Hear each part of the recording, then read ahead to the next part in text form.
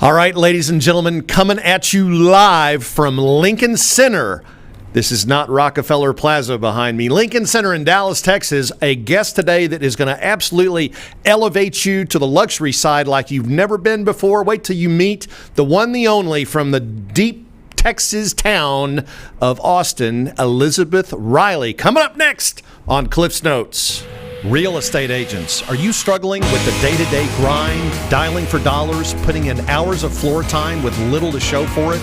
Are you looking for tips, tricks, and tactics to accelerate your career as an agent that will have you closing more homes, working with more clients, and earning more money than ever before? Hi, my name's Cliff Freeman, and I've spent the past 2 decades of my real estate career running one of the top brokerages in DFW and personally coaching over 1,000 high-performing real estate professionals across North America. I created this podcast to share the strategies and tactics you need to explode your real estate business. I guarantee it. I do guarantee it all day long, right, Mr. Freeman? That's right. We guarantee it. We guarantee yes, it, sir. man. And we guarantee this is going to be fill up the notepad. We're going to have some writer downers in there today, so make sure you got a full pen and a clean piece of paper here because you're definitely going to want to take notes with Elizabeth Riley coming up in just a minute. In the meantime, Travis, how's the rest of the world going out there today? You doing all right? Hey, you know what, man? We are corona-free for another week, so I cannot complain.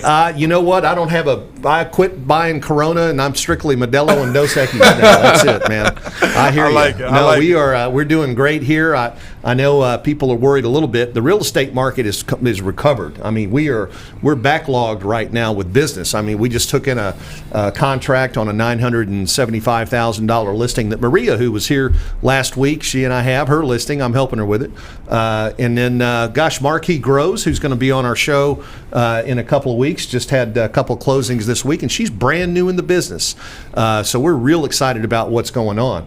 Mr. Freeman, what do you want to introduce this young lady today that we have coming Man, in all I don't the way know. from Austin, Texas via live feed here? You actually had a chance to hang out with Elizabeth a little bit, I guess, at one of our events, didn't you? Yeah, a little bit. Yeah, Yeah? We spoke a little bit after one of the events, a little late night combo. I'm super excited to have Elizabeth come on the show today. She's going to provide so much value about what she does down in Austin. And I do want to welcome you, Elizabeth. Welcome to the show. Yes. Thanks for being here. Thanks you guys for having me. I appreciate it. Well, not only can we brag on you just a little bit here. So for those of you who don't know Elizabeth, she is, if you look up rock star in the dictionary, there's her picture right there, square in the middle. She is an absolute rock star. You've been in the business about 15 years. Since you joined EXP in, 2015, I recall that you led the company in sales in 2016 and 2017, and you've also been awarded the coveted ICON Award 5 straight years ever since you've been here. So welcome to the show. We are super stoked, super excited to have you here. Thank you. I'm honored that you asked. I'm excited about our discussion coming up. Well, and this is great because you actually have your own show. We were talking a little bit before we went live here, and you and Renee Funk down in, she's in Orlando, I believe, right? Correct. Another rock star agent with EXP. You guys are doing your show. Let's go ahead and do a little promo for your show. Tell our guests today a little bit about what. Well, you're awesome. It's called Leadership from the Heart, and it was one of those things that accidentally kind of came to be. You know, when the world stopped and coronavirus fears were rampant.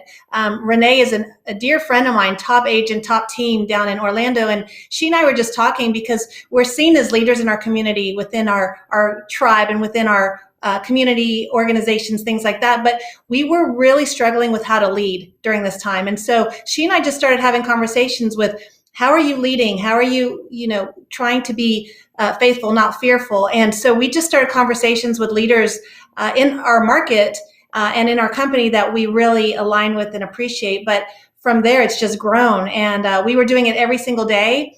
And we were so blessed because so many people were just at home and they would say yes. And Tom Hopkins came on with us. We had Stefan Swanepoel, who to me is real estate royalty. We had Lee Cockrell, who was one of the execs from Walt Disney World, come on and talk about leadership. The CEO of NAR came on. We've had so many amazing guests that are just pouring into our guests and talking to us about leading from the heart, leading in adversity, what we can be doing differently. And so it's been really something neat to see that organically happen just a couple months ago. And I got to tell you, that's just really a testament or a testimony to who you are as a person and as an agent and a mom, and you're such a well-rounded, I guess would be a good word, person. You're successful in your business. Your family is awesome. People that may not know you, Elizabeth, let's kind of give them a little tour. Let's give them the grand tour of who Elizabeth Riley is. Can you tell us a little bit about, like, where'd you grow up and what was it like for you growing up as a kid? And, when did you have that zero moment of truth about going into real estate? Take us back a couple of years and fill in some gaps for us here. Sure. So I was born in California. My dad was a Navy pilot, and then he went to fly commercial for many, many years. And when I was very young, we moved to Texas outside of Houston. And unfortunately, my parents were divorced. And from there, I went to Wyoming to live with my mom and stepdad for a number of years. I'm the oldest of six. And my family up there, we had foster children. So we had about 150 foster children in about 20 years. And so from there, I look back now, and that was quite an experience growing up. But now we had a lot of love to give, right? And so I think I've learned a lot of who I am now and who I want to be from those experiences. When I was in high school, I didn't really know my dad all that well. And so I took the opportunity to move back to Texas. And I was only going to stay here for a year, stayed with my dad, got to know him and build a relationship with him and my stepmom and my siblings here, and ended up staying, went to Texas A&M, majored in marketing. Was my main business. My minor was Russian at the time. I had big plans to go do international marketing and just went a different direction. And so I got a job in Austin right out of college. And it was very, very different from the little town I grew up with or grew up in or the school I even went to. Fast forward, I was in marketing for a number of years, and I worked for Dell Computer. And I met my future husband at that time. He's an Aggie. He had graduated, 5 years before me, but we met through a mutual friend. And then he was moved to Atlanta for work. And once we got married, I moved to Atlanta with him. And it's just one of those things, you never know where life is going to take you. I was working for a law firm. I was a marketing director for a law firm. But while in Atlanta, my husband and I had rental properties still in Texas. And it's funny, when I was working for the law firm, I had always wanted to be an attorney for protective children's rights and go into CPS and help in that realm. And becoming a marketing director, I realized in a quick month or so that I did not want to be a lawyer, but there were other ways I could help. But it wasn't until Atlanta, my husband and I had rental properties still in Texas, and we met with a CPA. I was working at the time. I had the job of a lifetime for me. If you know anything about sports or tennis, you'll know about Stan Smith. Famous tennis player in the 70s, one of the most gracious, humble men I've ever met in my life. And I worked for him, and he had a company called Stan Smith Events. And so I did marketing and events with him. And there were about 4 or 5 of us, and we would do major corporate events around major sporting events. So if you're thinking about Australian Open or Wimbledon or US Open, things like that, those were kind of the events and things I was working on. And in fact, I worked on the Olympics in Greece. And so when we're sitting in my CPA's office and he looks at our numbers and he says, well, one of you needs to get your real estate license. I dug my heels in. I'm like, it's not me. I'm going to Greece. I'm leaving for Greece in like a month. And my husband said, well, I have the solid job with the benefits and corporate. So you've got to get your license. So quite frankly, I went kicking and screaming and I got my license. And they said, you just have to do a little bit of it. And I said, okay, that's fine. And so my husband and I were in a couples Bible study, and 4 of the guys that were in our group were real estate agents. And I said, this is what I need to do. What would you guys recommend? And so I talked to all of them, and I ended up going with Keller Williams for a number of reasons. The values aligned with mine. I really loved the team leader. It was a small little 100-person office. It was Keller Who, if you remember those days way back when. And I just love the people. And I've always said people join people. And so that's why I went that route. And I realized very quickly, I love this. I love helping people. I just worked with my sphere, people that knew me. And I just treated everybody like they were my one and only client, because really back then they were. And it wasn't just their journey, it was mine as well. And so I wanted to serve them at a very high level. And I became completely hooked, and became a top producer in Georgia. And then in 2008, my husband was transferred back to Austin, Texas. And it was funny because I knew real estate. I didn't know Austin as far as that's concerned. And 2008, everybody said I was crazy because it was a horrible time to get in the business. And I kept telling people, well, for me, it's opportunity. I just came from Atlanta, Georgia, and we burst, right? I was doing foreclosures and short sales. Austin is a thriving market, even though it's not where it was, it's definitely better. And so I just took that as an opportunity and built my business here. And that was in 2008, and I haven't looked back since. What do they say? If you can make it here, you can make it anywhere. And people that entered the business back in '08, and I know a lot of them that were able to, to make a go of it, they are now very successful. So you picked a hard time, but you really picked the best time. I don't know if you picked it, but there was a couple of things that you said. Can I just rewind a little bit here? Because when you said, I want to make sure I heard this correctly. Did I hear you say that there were 150 foster children in your family? Yes, I was saying 180 because that's what I always thought. And my mom came on the show with me. My mom actually just wrote a book called Murder, Motherhood, and Miraculous Grace. And so we had her, which is a true story about one of the foster children and the families that we had. But I thought we had 180, and my mom called me later. She's like, okay, your numbers were wrong. And I'm like, oh my gosh, what, I've been saying this the whole time. She's like, it was really closer to 150. So yeah, in 20 years, we had 150 foster children, and, from little bitty 4 days old and up. I mean, that just blows my mind. What's it like? And you were the oldest of how many siblings do you have? You're the oldest of 6. Yeah. Right? How does the love get spread around a family when you have that many people in the house? That's an interesting question because I have 4 children now, and my oldest is 14, and then it goes 11, 9, and 6, and they're my world. And they're, when I had my first child, my husband and I were like, I don't know if we want another one. I don't know if I have enough love to give. And it's crazy. Once you have more children, you love all your children the same, but also differently. When I was growing up in that environment, if I'm being really transparent, I was a little bit bitter, right? Because here I am, second grade is when we first had our first foster child.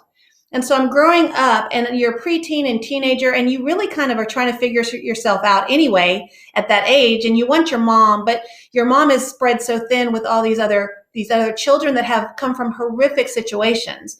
And so I was a little bit bitter at that time. But now that I'm a mom, and now I can look back, I can see how my mom was able to do that.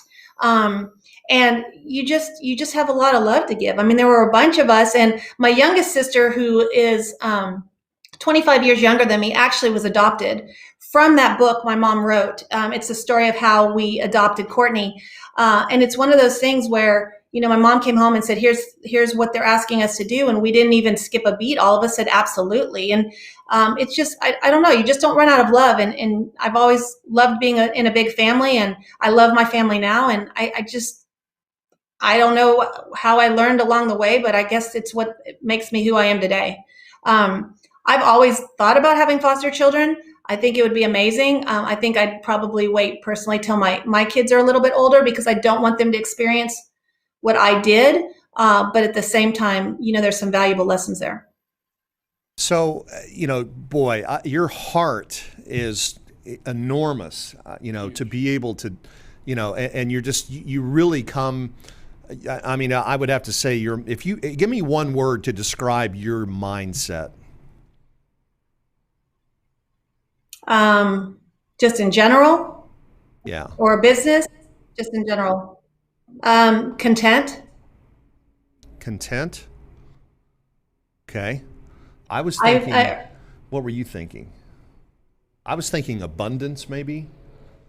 Fruitful. Yeah. Or I mean, what an incredible. Seriously, I mean, yeah. how do you get through that? I mean, it's so incredible. I mean, your persistence through. I mean, the whole story that you've told us today has been about you sort of just never accepting no for an answer. I wrote a note down here. You said that your CPA said you'll have to sell a little bit of real estate. And I bet the first thing that did was challenge you. And you said, a little bit. I've never done a little bit of anything, right? It's like, if I'm going to do it, I'm going to crush it. I mean, that just sounds like the kind of, person that you are, whether it's, when you have friends, you're great friends, you're a great mom, great wife, great business person. It's just really incredible. I mean, a great model for, people. So speaking of models and heroes, Elizabeth, I know we're kind of getting off the real estate track here, but I'm really finding some great things to talk about here. Who was your hero? If you could identify one or two people in your life growing up who were your heroes, who would that be? My mom, certainly. My mom has done a whole lot of things that I didn't really recognize until I got older, or I actually read her book. You live through something and then you're like, oh, you can kind of see it. But my mom has done some amazing things. Um, she always pours into others. She's always giving of others. And, that's how I've always wanted to be. Um, I am very blessed. Abundance is a great word. I I try to pour into others. I'm not always looking at what's best for me, sometimes as a detriment, but, and yes, I'm very driven, but not in the way where I'm looking at numbers. I have to hit numbers, right? My drive is something completely different. So my mom would definitely be one. In business, I would say my old team leader and my old OP, I really learned a ton from them as far as leadership. And they taught me about business, but it was so much more. So Sean Rawls is somebody that I've always looked up to, and Brad Feynman. So in business, those are two that I really look up to. And then if I go back to college, one of my marketing professors was Larry Gresham. And I became friends with him because I just learned so much. And you start aligning with people and you see how they're living their life, and you aspire to be more like them. And so I think those four names are probably my biggest role models. That's interesting. Yeah, they say that, if you want to know about a person, look at their 5 best friends or the people they hang around with the most, right? For sure. All right, so the promise and the guarantee of this show is that we're here to serve the real estate community by dropping a ton of value. So I want to, although I would love to talk about your fascinating background for the whole show, I want to switch gears because you have so much to offer our audience of agents and people who are looking to get in the business and so forth. Let's talk some real estate. Is that okay? Can we just chat a little bit about real estate for a minute? Absolutely. Okay. So you began your career. Talk to us about how you chose the broker again. I know you mentioned that you said KW lined up with core value wise and so forth. Let me rephrase that. What advice would you give someone who's finishing real estate school right now as far as how to choose the right broker? That's a good question because there's so many different models and there's so many different promises, and you really have to kind of look in you and see what's going to make you reach the goals that you want to make, right? So many times, and one of the things was a lot of the brokers were telling me why they were so great and what I would have to do for them, but they never really asked me what I wanted to do.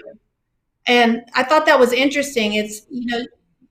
They were interviewing me, but yet I used to interview. I used to be a college recruiter for Dell Computer, right? So I was interviewing just as much. And if they couldn't answer the questions on why it was a great fit for me, I knew it wasn't a great fit for me. Again, I didn't have to get into real estate to make ends meet or to make my bills or any of that. I was getting into real estate for a very different reason. And so I think the questions I would be asking were a little bit different than somebody that's just getting into real estate. But why are you getting into real estate? What do you really want to accomplish?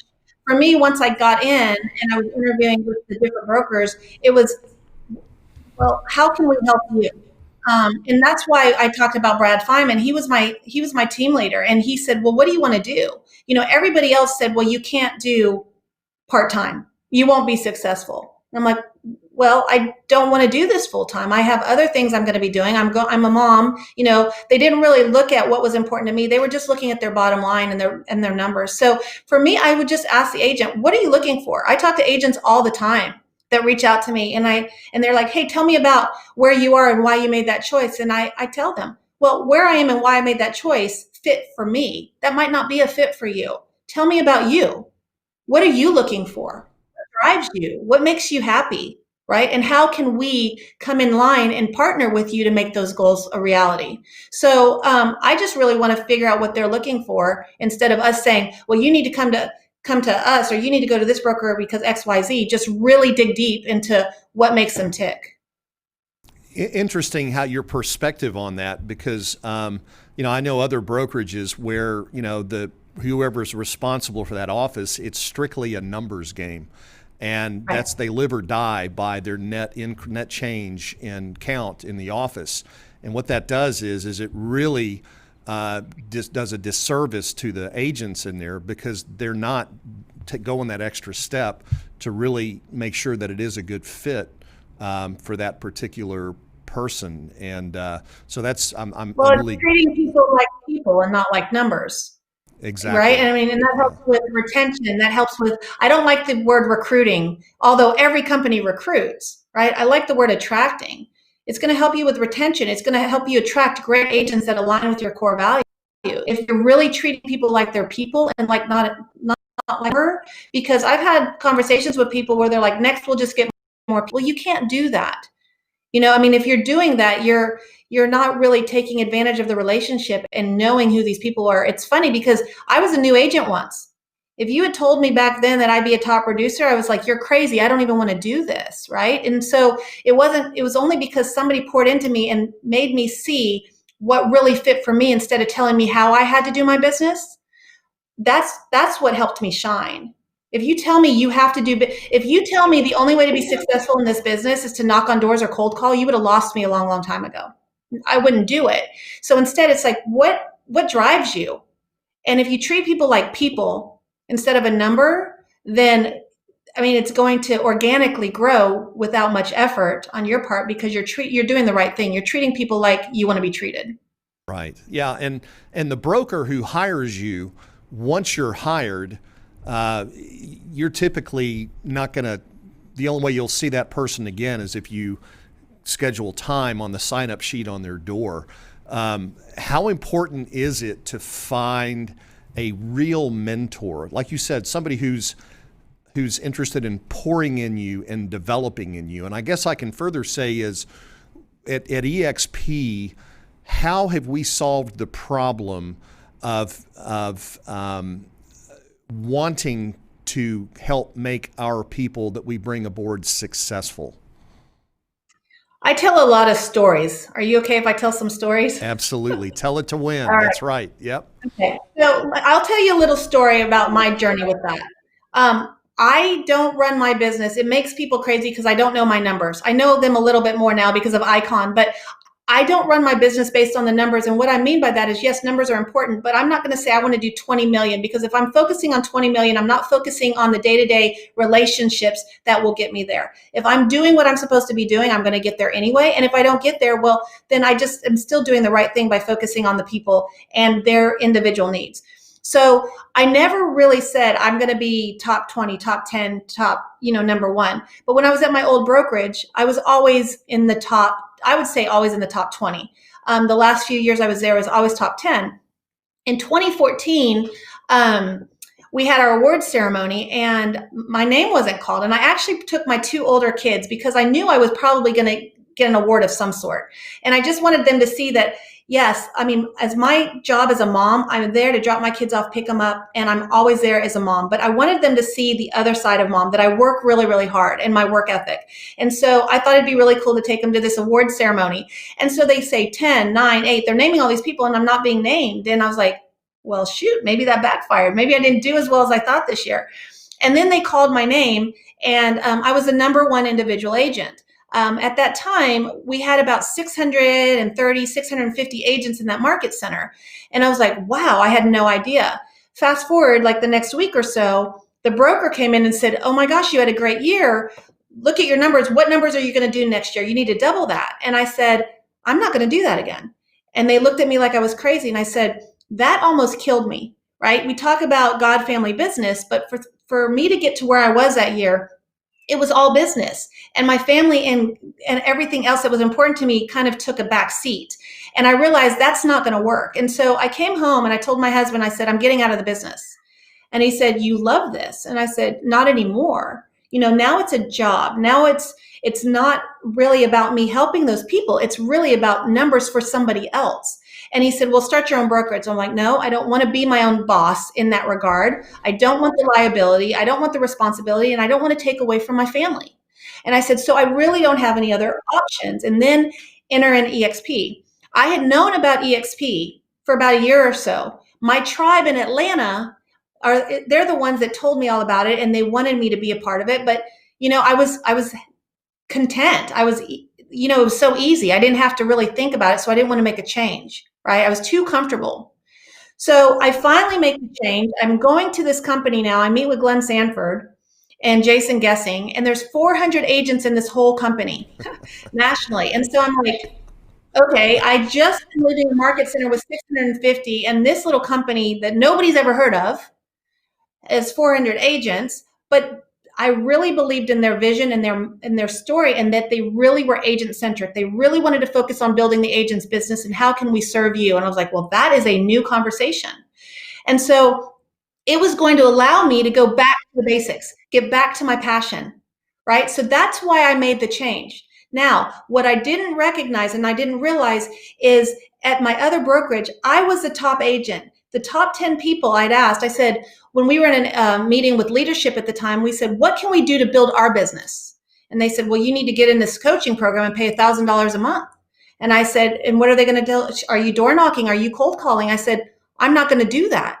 And she told me, this was leadership. She said, you don't believe in your business, right? So I come over to this company and I'm like, and all of a sudden I see all these agents from all over the country collaborating at a very high level and pouring into each other and sharing and opening up their playbook and saying, oh, yeah, I do this. How can I help you? Here, don't recreate the wheel. And I'm like, wait, what? That's not how real estate works. That's not how companies work. And, we talk about luxury. I've done some luxury, and there was a luxury class, and I was like, oh, I'll go teach. I'll add some nuggets.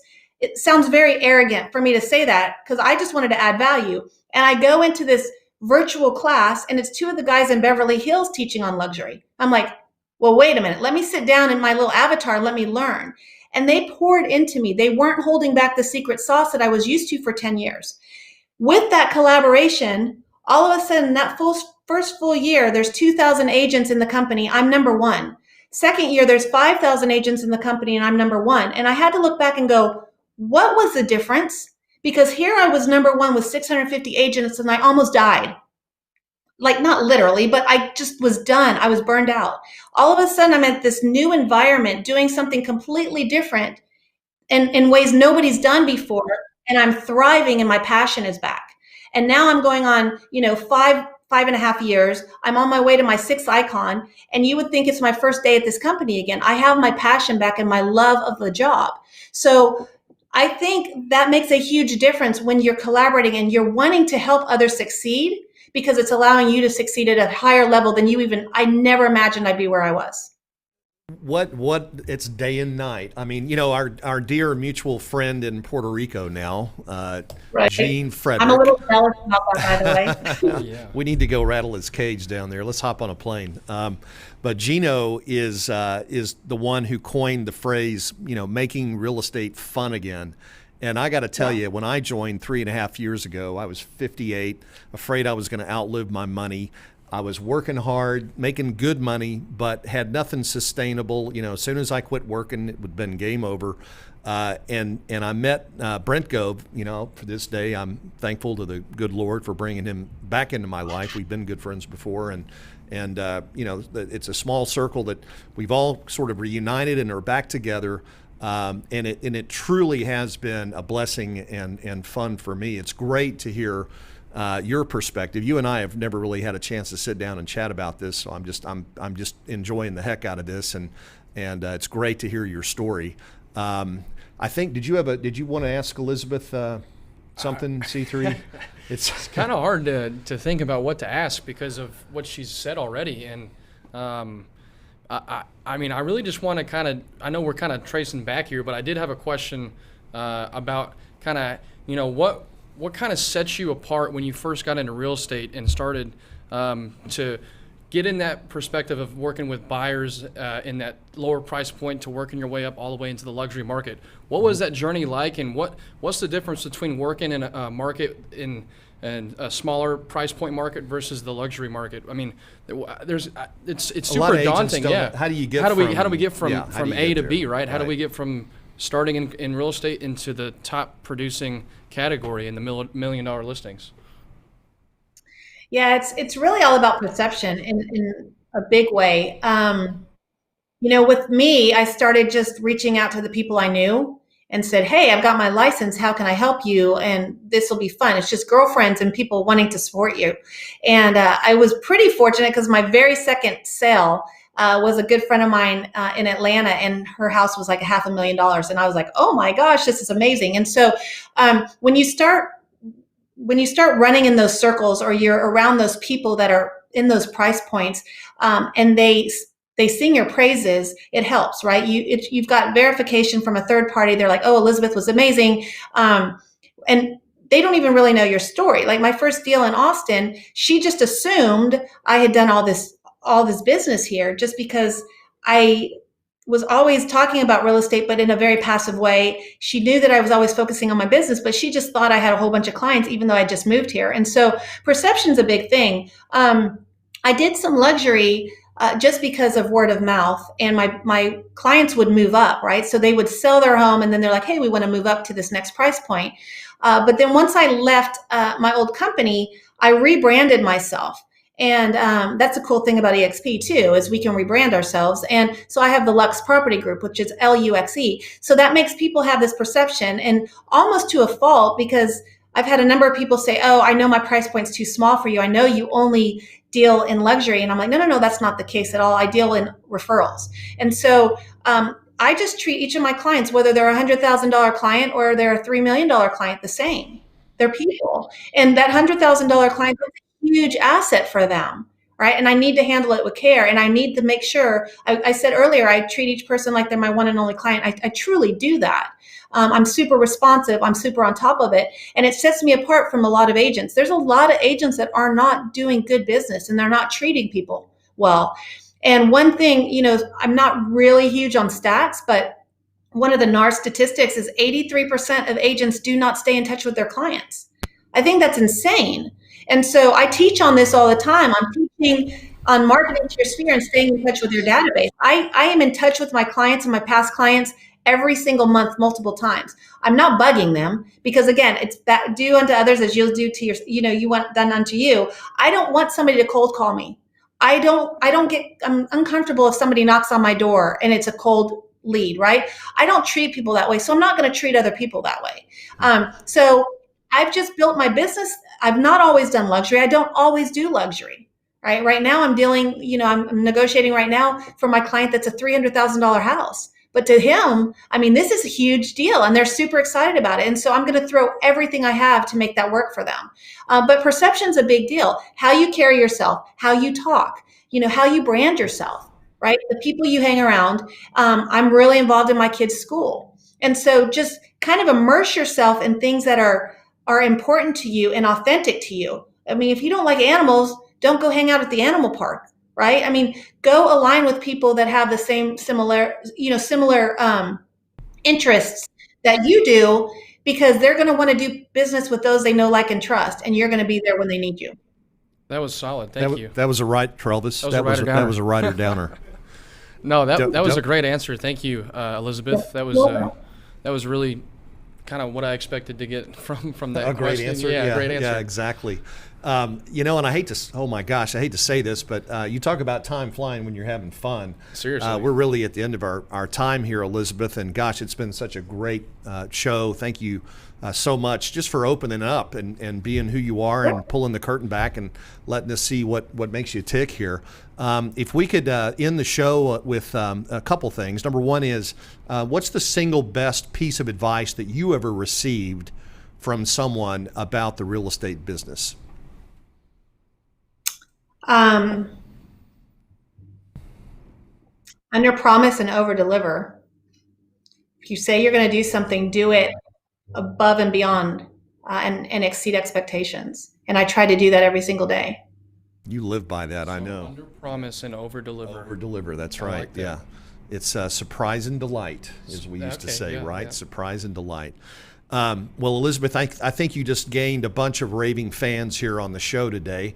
If there's someone out there in our audience who wanted to get a hold of you, just to speak with you, kind of have a sidebar or whatever, what's the best way for someone to reach you? Sure. I would love to visit with anybody anytime. My phone number is 512-658-0045. Again, it's the Luxe Property Group. So I'm Elizabeth at luxepg, luxepg.com or www.luxepg.com. Awesome. Maybe if you get a chance, you can hop on my on the show and in the comments rather, and just drop your contact information, so we'll have a permanent record of it there as well. That'd be awesome.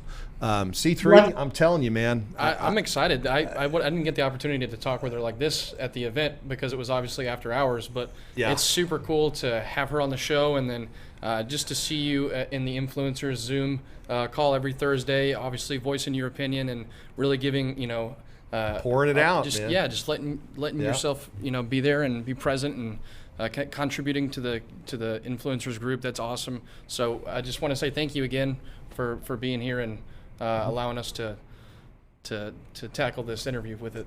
So Absolutely. You're a huge asset to the company, and you're just so giving. We really appreciate you, Elizabeth. And are you planning on coming to Dallas in August? You going to join us for Tony Robbins?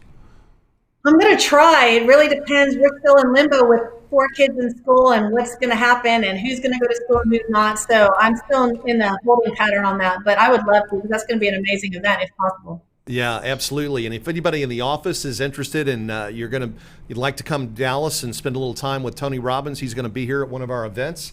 That's in the last part of August. I think it's the 26th through the 28th, if my memory serves me correctly, which it hasn't been doing lately. But anyway, well, listen, Elizabeth, again, thank you so much for being so gracious here today. It's great. I'd love to get you back here in a few months so we can check back in with you. But in the meantime, Trelvis, thank you, kind sir. You're always a prince among men, and we really appreciate the hard work you put in to make this show fly. Love, love, love. Not a problem. That's right. And audience, we couldn't do this without you, so thank you very much. Get out there, enjoy this beautiful weather we're having today. It's not summertime here. It's good weather for golf and tennis, but get out there and have some fun, and we'll see you next week here on Cliff's Notes.